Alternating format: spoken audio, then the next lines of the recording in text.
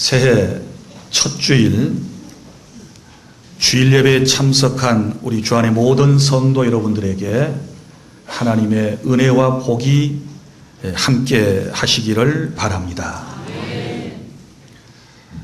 새해 여러분들에게 어떤 말씀을 전할까 고민을 하다가 하나님께서 오늘 이 말씀을 전할 수 있도록 제게 감동을 주셨습니다. 이 말씀의 내용은 우리가 너무 잘 알고 있는 말씀인데 이런 내용입니다. 사도 바울이 예루살렘에서 복음을 전하다가 복음을 반대하는 사람들에게 붙잡혀서 고통을 당하게 됩니다. 그러다가 저 로마의 황제 가이사에게 가서 마지막 최종 재판을 받게 해달라고 청원을 했습니다. 왜냐하면 그때는 유대 나라가 로마의 속국으로 있었기 때문입니다. 그래서 사도 바울이 276명이나 되는 사람들과 함께 배를 타고 지중해를 항해하게 됩니다. 가고자 하는 목적지는 로마입니다. 처음에 출항을 했을 때에는 모든 여정이 순조로웠습니다. 오늘 본문에도 그렇게 기록되어 있는데 순풍을 만나서 자신들의 뜻이 이루어진 듯 그렇게 보였었습니다. 그런데 안타깝게도 얼마 가지 못하여 이 배는 유라굴로라고 하는 엄청난 광풍을, 큰 풍랑을 만나게 되고 그 풍랑으로 인하여 배가 좌초될 위기에 있었다가 하나님의 은혜로 구사일생으로 바울과 그리고 그 배 안에 있었던 모든 사람들이 구출받게 되었다라고 하는 것이 사도행전 27장 전체의 말씀입니다. 그 중에서 한 부분을 우리가 함께 읽었는데 우리는 이 말씀 속에서 오늘 어떤 진리를 깨닫게 되는가 하면 우리 인생이 살아가는 것이 옛날 어른들이 말씀을 한 그대로 만경창파의 이력편주와 같은 삶을 살아가고 있다라고 하는 것입니다. 한없이 넓고 푸른 바다를 우리는 작은 낙엽과 같은 배를 타고 항해를 하는데 얼마나 위태로운지 모릅니다. 너무너무 위험한 순간들이 우리에게 많이 찾아오고 있는 것이지요. 오늘 말씀도 보십시오. 오늘 말씀도 처음에는 순풍이었다가 나중에 큰 풍랑을 당하여 고통을 당하게 되었을 때 얼마나 사람들이 당황하고 얼마나 힘들어하는지 우리가 오늘 말씀의 내용을 통하여 충분히 이해하게 됩니다. 사랑하는 여러분, 우리가 살아가는 세상은 그렇게 여러분 우리가 생각하는 것처럼 쉬운 세상이 아닙니다. 무병장수를 인간이 꿈꾸지만 늘 우리가 바라는 대로 세상이 그렇게 되어지지는 않습니다. 물론 순풍의 나날들이 얼마 동안 있을 수 있지요. 그런데 내가 원치 않는 그런 큰 폭풍과 같은 시험과 환난과 역경을 누구나 만날 수 있게 된다라고 하는 말씀입니다. 자, 그러면 금년 한 해 동안도 우리가 살아가는 세상이 마치 만경창파와 같은 이런 세상인데 그래서 누군가는 이 세상을 고해라고 하는 말로 딱 한마디로 표현을 하기도 했습니다. 이런 험한 세상을 풍파가 쉼없이 언제 일어날 줄 모르는 이런 세상에서 어려움이 언제 내게 찾아올는지 아무도 예측할 수 없는 이런 상황에서 금년 한 해도 우리가 세상을 살아가게 되는데 아니 어쩌면 어떤 사람들은 벌써 이 성난 풍랑을 만나서 인생이 지금 위기에 있고 곧 좌초될 위기에 있고 꿈과 소망과 희망을 다 상실해버린 채 이제는 마지막 손을 놓아야 할 이런 형편에 처해 있는 분들도 있으리라고 생각을 합니다. 그러면 우리가 험한 세상에서 이 험한 세상에서 도대체 어떻게 살아가야 할 것인가? 금년에도 또 내 인생에도 어려움은 분명히 한두 번은 있을 터인데 그 어려움을 어떻게 극복해낼 수 있을 것인가? 오늘 저는 여러분들에게 세 가지 말씀을 드리고자 합니다. 새해에 이 험한 세상 어떻게 살 것인가? 첫째는 여러분이 삶의 우선순위를 바로 정하고 사실 수 있기를 바랍니다. 오늘 말씀에 보면 알렉산드리아라고 하는 배를 타고 지중해를 지금 항해하고 있습니다. 이 배 안에는 276명이나 되는 사람이 타고 있습니다. 이 배 안에는 누가 있었을까요? 죄수들이 있죠. 죄수들. 마지막 절 로마의 법정에 가서 최종 판결을 받기를 원하는 죄수들이 이 배 안에 있습니다. 그리고 또한 상인들도 있었지 않았겠습니까? 물건을 갖다가 팔고 또 사오고 하는 이런 상인들도 그 배 안에 있었습니다. 그리고 또한 어떤 사람도 있었을까요? 그 죄수들을 호위하고 그 죄수들을 안전하게 로마까지 데리고 가는 바로 그런 공무원들, 그런 사람들도 군인들도 거기에 있었을 것입니다. 그리고 근 300여 명이나 되는 사람이 탔기 때문에 선원들도 꽤 많이 있었으리라고 생각을 합니다. 그러니까 그 배에 탄 사람들이 가는 목적지는 모두 같았지만 그러나 그 목적지에 가는 자신들의 소원, 자신들이 가지고 있는 그 목적은 또 각각 달랐다라고 하는 것을 알 수 있습니다.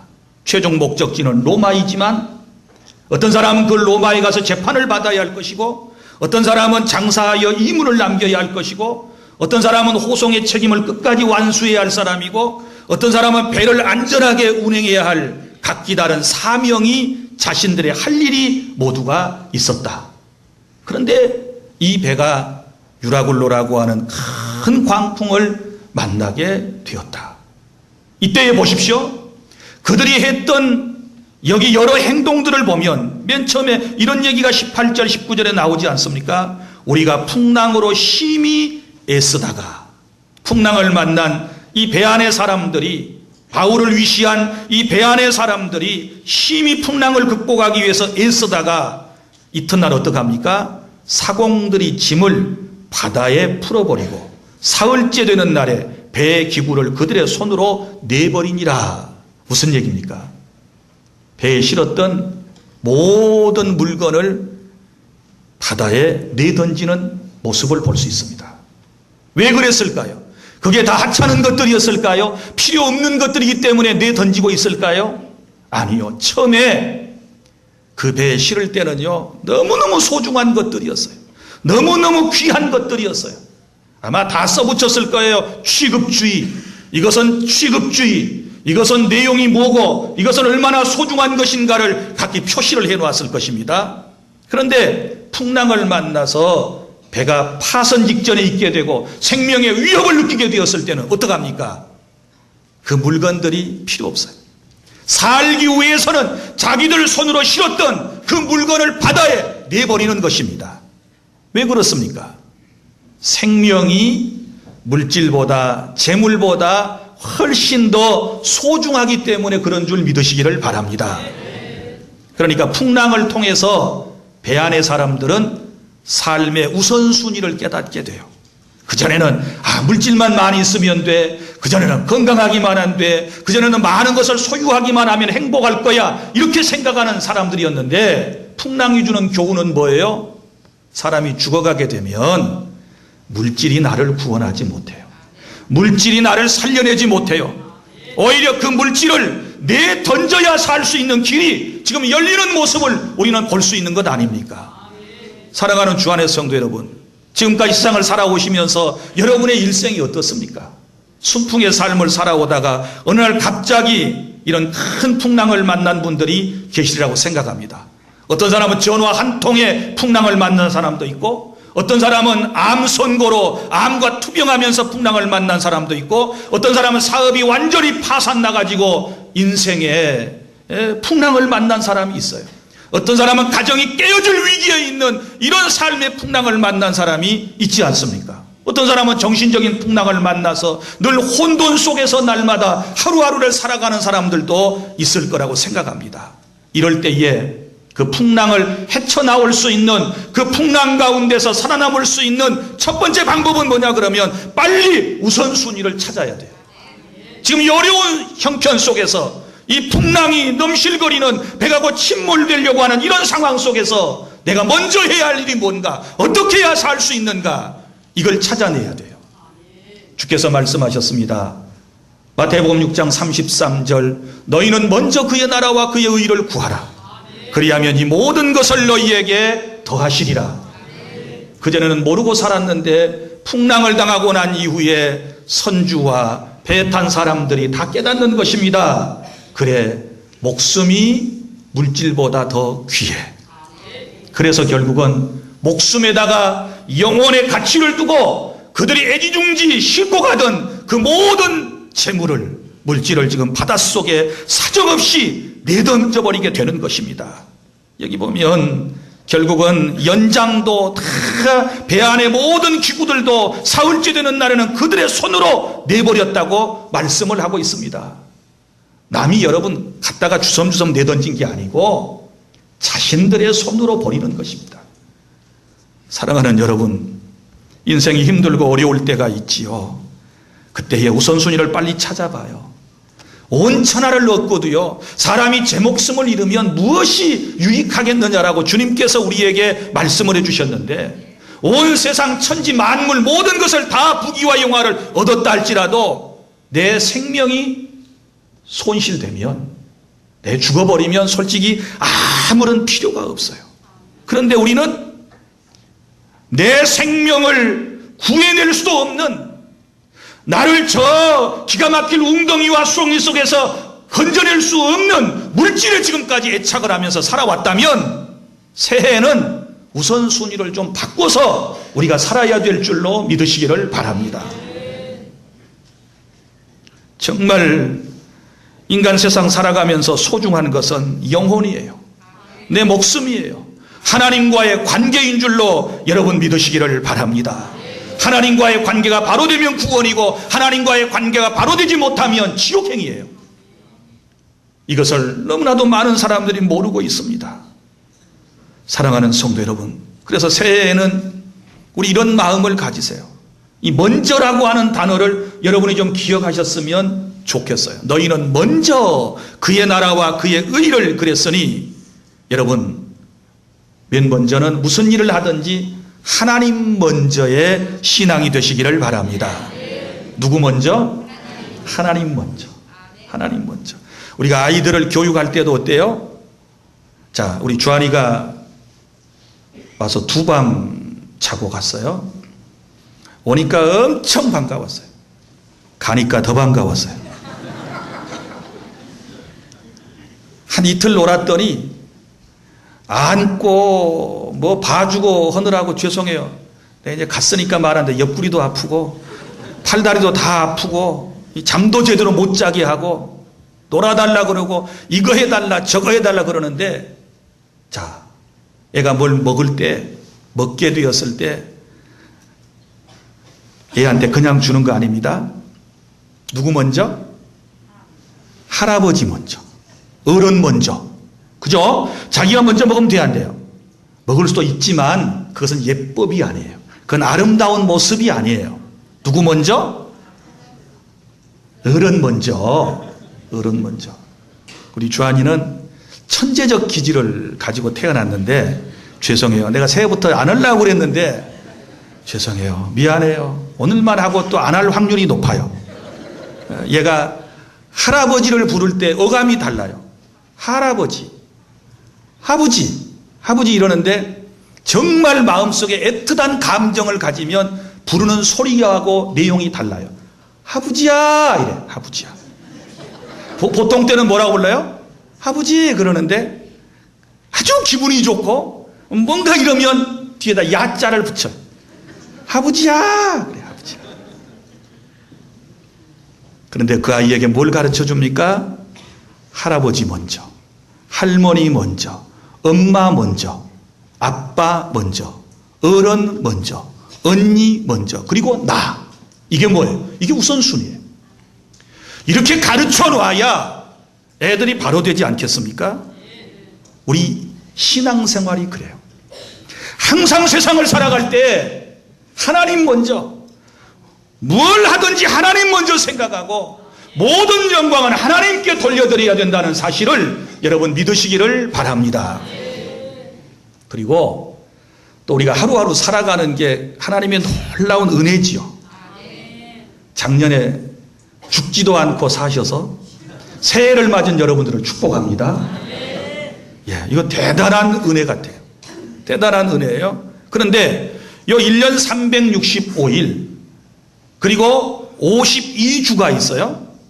매달이 있고, 그런데 매달 항상 한 주가 시작될 때 맨 처음에 시작하는 날이 무슨 날인가요? 주일이에요. 보통 달력에 일요일이라고 쓰여져 있죠. 일, 월, 화, 수, 목, 금, 토. 토가 맨 뒷날이에요. 그러면 우리가 한 주간을 시작할 때에 첫날은 먼저 하나님께 예배로 영광을 돌려드려야 될 줄로 믿습니다. 그래서 새해에는 여러분이 항상 예배에 집중하시는데 나는 주일에는 교회 가서 예배드리다가 죽어도 죽는다. 이런 각오를 가지고 우리가 예배를 드리게 되었을 때 은혜를 받을 수 있는 것이고, 예배를 통하여 내 삶이 회복되는 것이고, 하나님과의 관계가 회복되는 것이고, 주님이 우리에게 예비하신 놀라운 복을 받아 누리게 될 줄로 믿으시기를 바랍니다. 그래서 주일 성수 먼저. 자, 물질이 생겼습니다. 하나님은 우리에게 재물 얻을 능을 주셨다 그랬습니다. 우리 인간은 공수의 공수거입니다. 빈손 들고 왔다가 빈손 들고 갑니다. 아무것도 세상에 가지고 온 것이 없습니다. 그런데 하나님께서 우리를 구원해 주셨을 뿐만 아니라 우리가 이 세상을 살아갈 수 있도록 많은 것들, 물질을 우리에게 거저 주십니다. 그렇지 않습니까? 그러면 하나님께로부터 받은 재물을 누구 먼저? 하나님 먼저 받으세요 하고 떼어드리는 것을 뭐라고 그러는가 하면 그걸 11조라고 그래요. 그래서 재물이 생기면 따라합니다. 11조 먼저. 11조 먼저. 온전한 11조를 통해서 하나님의 절대 주권을 인정하시고, 온전한 11조 생활을 통하여 하나님과의 관계를 더욱 돈독히 하시고, 온전한 11조 생활을 통하여 주께서 우리에게 약속하신 큰 복을 받아 누리는 주 안의 모든 성도 여러분이 다 되실 수 있기를 바랍니다. 어디 그뿐이겠습니까? 무슨 일을 하든지 기도 먼저. 뭐부터 먼저 해요? 기도 먼저. 학생들이 공부할 때 책상에 앉으면 기도 먼저. 시험 치를 때에 기도 먼저. 내가 한 가지 부탁드릴게요. 자동차 운전면허 시험에 자꾸 떨어지는 분들, 내가 좋은 정보를 드릴게요. 기도 먼저. 나는 6번 떨어지고 7번 붙을 때 그 비밀을 알았어요. 또 비웃는 사람들이 새해 연초부터 많아졌어요. 여러분, 기도부터. 너희 중에 누구든지 지혜가 부족하거든 모든 사람에게 후히 주시고 꾸짖지 않으시는 하나님께 구하라. 그리하면 너희에게 주시리라. 식사를 할 때도 뭐부터? 기도 먼저. 근데 기도 안 하는 분들이 되게 많아요. 음식이 나오면 뭐부터? 기도 먼저. 기도 먼저 해야죠. 사업을 할 때도 기도 먼저. 사람을 만날 때도 기도 먼저. 무엇인가를 결정해야 할 기로에 섰을 때는 하나님 앞에 여쭙는 기도 먼저. 다윗의 신앙이 왜 유명합니까? 다윗은 항상 무슨 일을 할 때마다 하나님께 여쭙는 신앙을 가졌어요. 전쟁을 하러 나갈 때에도 이렇게 기도합니다. 하나님, 이번 전쟁에 참전하리까 말리까, 올라가리까 말리까, 이런 표현을 써요. 그러면 하나님께서 그래, 이번 전쟁은 내가 승리를 줄 터인지 가라, 이렇게 말씀하면 그 말씀을 믿고 나가 싸워 승리를 해요. 그런데 하나님이 가지 말아라 그러면 그 전쟁 안 해요. 또 적군을 칠 때에 하나님, 밤에 습격을 할까요? 아니면 뒤로 돌아갈까요? 이렇게 물어요. 그러면 하나님께서 다 가르쳐 주시는 거예요. 그래서 다윗은 모든 전쟁에서 승리하게 된 줄 믿으시기를 바랍니다. 제발 큰 일을 앞에 두고 하나님께 기도하는 신앙을 가지시기를 바랍니다. 우리 일꾼들이 일을 할 때도요, 기도 먼저 해야 돼. 기도 없이 일을 하다 보면 짜증나요. 기도 없이 하다 보면 감사가 사라져요. 기도 없이 헌신하다 보면 마음에 불평이 생길 수 있어요. 그래서 항상 무슨 일이든지 먼저 기도 먼저 하시는 저와 여러분이 될 수 있기를 바랍니다. 그리고 보이는 일보다는 보이지 않는 하나님의 일에 대하여 이 세상보다는 저 영원한 하나님의 나라 천국을 바라보는 일에 먼저 여러분들이 항상 삶에 초점을 맞춰 나가게 되면 하나님께서 이 험한 세상을 헤쳐나갈 수 있는 힘과 능력과 용기를 허락해 주실 줄로 믿으시기를 바랍니다. 풍랑을 만난 배 안의 사람들이 물건을 다 내던짐으로써 이제 배를 가볍게 하지 않습니까? 이제 삶의 우선순위를 아는 거예요. 내가 살기 위해서 내가 포기할 것이 뭔지, 내 신앙이 더욱 향상하기 위해서 내가 내려놓아야 할 것이 무엇인지, 아낌없이 내던져야 할 것이 무언가를 여러분이 분별하고 행동해 나가시는 새해가 될 때에 하나님께서 크시는 종을 더해 주실 줄로 믿습니다. 삶의 우선순위를 절대로 뒤죽박죽해서는 안 돼요. 우선순위에 따라 살아가실 수 있기를 바랍니다. 세상 일보다 교회 일 먼저, 여러분 내 일보다는 남의 일, 남을 도와주는 일을 더 먼저, 내 자신의 복을 구하는 것보다는 타인에게 축복해 주는 걸 먼저 할 수 있는 이런 마음을 가지게 되었을 때 우리는 삶의 현장 속에서 어떤 폭풍우가 온다 할지라도 다 승리하게 될 것입니다. 둘째로, 여러분 우리가 이 새해 이 험한 세상을 어떻게 살아야 할까요? 그것은 하나님께서 내게 주신 사명을 깨닫고 살아가는 것입니다. 자, 제가 언젠가 여러분들에게 이런 말씀 드렸지요. 왜 하나님께서 나를 구원하신 다음에 즉시로 천국으로 나를 데려가시지 않는가? 우리 생각 같으면 천국이 그렇게 좋다 그러면 나를 구원하시자마자 천국으로 나를 데려가서 거기서 이별도 없고 눈물도 없고 애통도 없고 고가는 것도 없고 죽는 것도 없고 하는 이 저주도 없고 재앙도 없는 이 나라에 가서 영원히 살게 하시면 얼마나 좋겠습니까? 그런데 하나님께서 나를 구원하시고 난 이후에 여전히 우리를 세상에 살게 하신단 말이에요. 금년에 또 새해를 하나님이 주셨어요. 또 한 해를 살아가게 될 거예요. 도대체 하나님이 왜 그러셨을까요? 하나님께서 우리를 통하여 하시고자 하는 일이 계시는데 그 일을 우리에게 감당하고 오라고 하는 뜻인 줄로 믿으시기를 바랍니다. 하나님이 우리에게 부탁하신 것이 있어요. 바울은 그것을 알았습니다. 바울이 풍랑을 만나가지고 고통 가운데 있을 때 하나님께서 천사를 보내가지고 사도 바울에게 두 가지 말씀을 들려주었어요. 네가 해야 할 일이 있다. 네가 죽지 않고 살아서 해야 할 일이 있다. 그 첫 번째는 네가 살아서 이 풍랑에 죽지 않고 살아서 저 로마에 가서 가이사 황제 앞에 네가 서야 하리라. 그리고 로마 황제 앞에 복음을 전하는 네가 꿈꿨던 일이 이루어지게 될 것이다. 이렇게 말씀을 해주셨고, 또 하나는 이 배 안에 타고 있는 모든 사람의 생명이 다 너에게 달려있다. 276명이나 되는 사람의 목숨이 네 손에 달려있어. 그러니 너는 죽지 않아 라고 주께서 말씀해 주셨을 때에 그는 자기 자신의 할 일을 깨달은 거예요. 사랑하는 여러분, 우리가 이 땅에 새해에도 내 할 일이 무언가를 깨달을 수 있기를 바랍니다. 아무 생각 없이 살아가면 안 돼요. 아무 생각 없이 살아가면 참으로 안타까운 인생이에요. 그리고 또 자기 자신만을 위해 살아가면 이것도 안타까운 것이에요. 하나님께서 교회 안에서, 내 가정에서, 이 사회에서, 이 국가에서, 이 민족에게서 내가 해야 할 일이 있다는 사실을 깨닫고, 하나님이 내게 맡겨주신 일이 있다는 사실을 깨닫고 그 사명을 잘 감당하면 우리는 어떤 풍파도 헤쳐나갈 수 있다라고 하는 사실을 믿으시기를 바랍니다. 그리고 아직 할 일이 남아있는 사람은 안 죽어요. 믿습니까? 사명이 남아있는 사람은 안 죽어요. 죄송하지만 이제 더 이상 세상에서 할 일이 없다라고 생각하면 하나님이 불러가시는 거예요. 그런데 우리는 안타깝지요. 아우, 저 사람 너무 일찍 세상 떠났어. 저 사람 저런 실력 있고 저런 능력 있는 분이 더 사셔야 되는데, 더 귀한 일을 감당하셔야 되는데, 그건 우리 생각이고 하나님께서 우리에게 뜻하신 바는 그게 아니에요. 하나님이 우리를 세상에 보내실 때 우리 각자에게 맡겨주신 그 뜻이 있는데 그 뜻이 그 사람을 통하여 다 이루어졌을 때는 하나님이 영혼의 주인이시기 때문에 불러가시는 거예요. 믿습니까?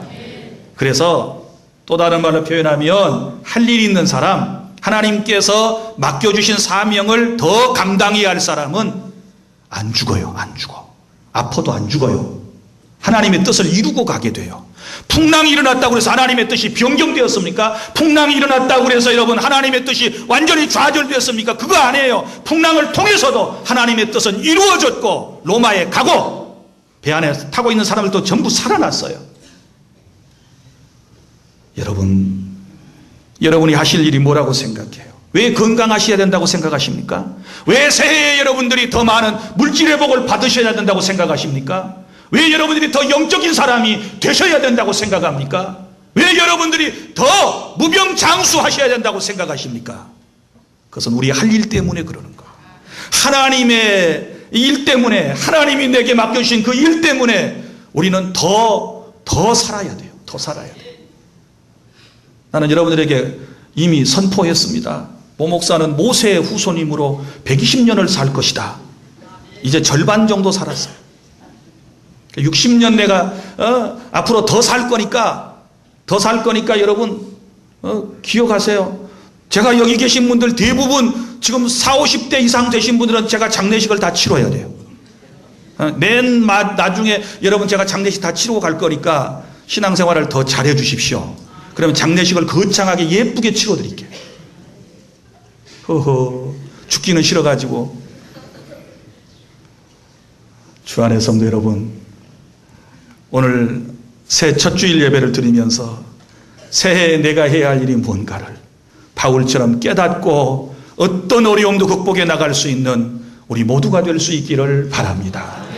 셋째, 마지막으로 우리가 이 험한 세상에 어떻게 살까요? 하나님께서 우리에게 주신 약속의 말씀을 믿고 살아가시기를 바랍니다. 하나님께서 바울에게 뭐라고 말씀하셨습니까? 이렇게 말씀을 하셨습니다. 23절, 내가 속한 바 곧 내가 섬기는 하나님의 사자가 어젯밤에 내 곁에 서서 말하되 바울아 두려워하지 말라. 내가 가이사 앞에 서야 하겠고 또 하나님께서 너와 함께 항해하는 자를 다 내게 주셨다 하였으니 그러므로 여러분이여 안심하라. 나는 내게 말씀하신 그대로 되리라고 하나님을 믿노라. 아멘. 그러니까 너 사명이 있으니까 죽지 않아 라고 하는 이 하나님의 말씀을 믿으면서 모든 풍랑을 헤쳐나가는 모습을 볼 수 있습니다. 사랑하는 여러분, 신앙이라고 하는 것이 무엇입니까? 하나님이 하신 말씀을 그대로 신뢰하고 믿는 것이 바로 참된 신앙이라고 하는 사실을 믿으시기를 바랍니다. 그래서 26절, 그런즉 우리가 반드시 한 섬에 걸리리라 하더라. 이 무슨 얘기입니까? 지금 풍랑을 만나가지고 배가 이리저리 지금 풍랑을 따라서 움직이고 있는데 이제 한 섬에 지금 다다라야 이 사람들이 살 수 있을 거 아니겠습니까? 그래서 한 섬에 곧 이 배가 표류하게 될 것이고 그 섬이 멜리데라는 섬이에요. 그리고 난 다음에 우리 모두가 살게 될 것이다. 안심하라. 이렇게 배 안의 사람들에게 설교하는 모습을 볼 수 있습니다. 사랑하는 여러분, 금년 새해 우리가 어떤 풍랑을 내 인생에서 또 만날는지 모르지만 주님은 언제나 우리와 함께 하신다고 약속하셨는데 이 약속을 믿으시기를 바랍니다. 마태복음 28장 20절, 내가 세상 끝날까지 너희와 항상 함께 있으리라. 아멘. 세상 끝날까지. 세상 끝날, 사람은요 이따가 떠나요. 죄송하지만 내 돈 많을 때 내 옆에 친구 많고, 내가 건강할 때 내 옆에 사람 많이 있고, 내가 잘 나가고 잘 될 때 내 옆에 사람 많이 있다가 내가 폐가 망신하고 육체의 질병으로 고통당하고 내가 영향력 없는 사람이 되고 내 직분도 내려지게 되고 늙고 병들면 다 떠나요. 자식도 떠나요. 그러나 우리 하나님은 사랑의 하나님이시기 때문에 한 번 내가 믿을 때 성령으로 내 안에 들어오시면 절대로 이 세상 끝날까지 저 천국까지 언제든지 나를 떠나지 아니하시고 내 곁에 내 안에 내 삶에 함께해 주심을 믿으시기를 바랍니다. 이 약속의 말씀을 바로 바울은 믿었어요. 내가 너와 함께한다. 그러니까 안심하라. 이 약속의 말씀을 믿고 나아갈 때 그런 승리할 수 있었던 것입니다. 사랑하는 주 안의 성도 여러분, 우리가 때로 폭풍의 구름 때문에 하나님이 안 보일 수 있어요. 여러분, 해가 떠 있는데 오늘 보세요. 오늘 주일 예배 나오는데 구름이 안개가 엄청 많이 뒤덮였죠. 태양이 보였어요? 안 보였어요? 안 보였어요. 태양이 없었나요? 있어요. 무엇 때문에 안 보였나요? 구름 때문에, 저 안개 때문에, 운무 때문에 안 보인 것 뿐이에요. 자, 때때로 하나님께서 풍랑 때문에 우리 눈에 안 보일 수 있어요. 내가 하나님의 임재하심을 느끼지 못할 때가 있어요. 그러나 그럼에도 불구하고 여전히 하나님은 우리와 함께 하심을 믿으시기를 바랍니다. 때로는 내 마음에 믿음이 연약해져 가지고 이런 감정을 가질 수 있어요. 아, 하나님이 나를 사랑하시지 않는가 봐. 하나님이 나를 버리셨는가 봐. 이런 감정을 가질 수 있어요. 그렇다고 해서 하나님이 내 안에 안 계십니까? 여러분, 그렇지 않습니다. 내가 어떻게 생각하든지 간에 그건 상관이 없어요. 중요한 것은 사실이에요. 사실. 주님이 내 안에 들어오시면 절대로 나를 떠나지 아니하시고 영원토록 내 삶에 함께 해주심을 믿습니다. 감정에 따라서 신앙생활 하지 말고 하나님의 말씀을 근거한 신앙을 신뢰하고 말씀 따라갈 때에 승리하게 된다는 사실을 믿으시기를 바랍니다. 여러분, 바울이 이 풍랑을 헤쳐나갈 수 있었던 방법은 하나님의 약속의 말씀을 믿을 때에, 확신할 때에 승리할 수 있었습니다. 이제 말씀을 맺습니다. 여러분, 새해에 나는 할 수만 있으면 여러분들에게 순풍이 있기를 원하는데, 혹여라도 여러분의 삶 속에 이런 풍랑이 일어날 때, 인생의 고통이 찾아올 때, 오늘 주님께서 우리에게 들려주신 이 세 가지 말씀으로 승리할 수 있기를 바랍니다. 먼저는 폭풍우 속에서 삶의 우선순위를 바로 꼭 정하시기를 바랍니다. 하나님 먼저, 주님 먼저, 하나님 영광 먼저 구하시기를 바라고, 또 내게 주신 사명을 알고 살아갈 수 있기를 바랍니다. 이 폭풍우 속에서 내가 할 일이 뭔가 바울은 알았어요. 바울은 알았어요. 우리가 그걸 깨닫고 하루하루를 살아가는 것이고, 그 다음에 하나님의 약속의 말씀을 믿고 나와 영원토록 함께 하시겠다고 약속하신 이 약속의 말씀을 믿고 우리가 살아가게 되었을 때 여러분은 어떤 풍랑도 헤쳐나갈 수 있고 결국은 승리하게 될 줄 믿으시기를 바랍니다. 기도하겠습니다.